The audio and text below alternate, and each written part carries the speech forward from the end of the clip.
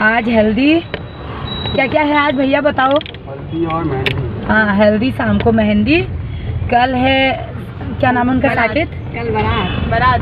बरजी का नाम क्या है? विक्की भैया की शादी है कल भी खूब एंजॉय होगा। पल्लव की शादी है भैया, कल पल्लव चौधरी जी की शादी है और आज हम लोग अभी पहुंचने वाले हैं उनके घर। गुंजन भैया ले भी जा रहे हैं, छोड़ भी जा रहे हैं घर, बहुत सेवा में लगे हैं। इसका नाम कुछ नहीं है। नहीं बहुत। और अभी हम लोग पहुंचने वाले हैं वहाँ। मैं ताली बजा रही हूँ।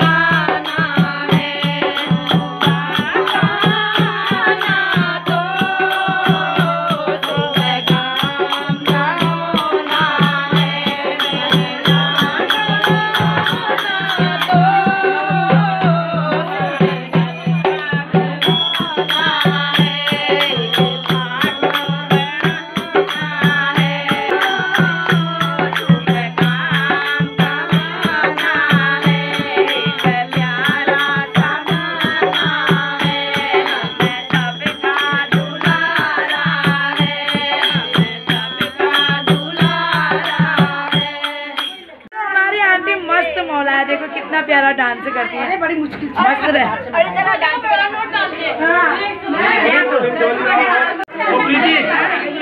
चलो आ जाओ आ जाओ।